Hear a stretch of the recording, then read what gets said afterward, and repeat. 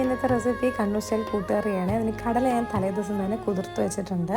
പിന്നെ വേണ്ടത് പച്ചക്കായ ചേനയാണ്. അത് ഇതുപോലെ ക്യൂബ്സ് ആയിട്ട് ഒന്ന് കട്ട് ചെയ്തെടുക്കുക. ഓൾറെഡി ഞാൻ കഴുകിയിട്ടുണ്ട് കേട്ടോ, പക്ഷേ ഒന്നുകൂടെ എല്ലാം കൂടെ ഒരുമിച്ചിട്ട് ഒന്നും കൂടെ വാഷ് ചെയ്തെടുത്തിട്ടുണ്ട്.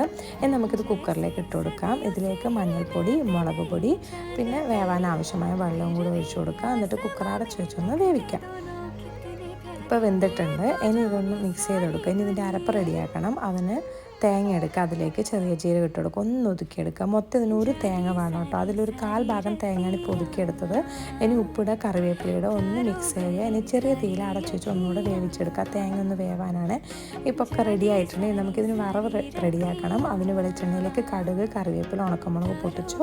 ബാക്കി തേങ്ങ അതിലേക്ക് ഇട്ട് കൊടുത്തു. നന്നായിട്ട് മിക്സ് ചെയ്തു.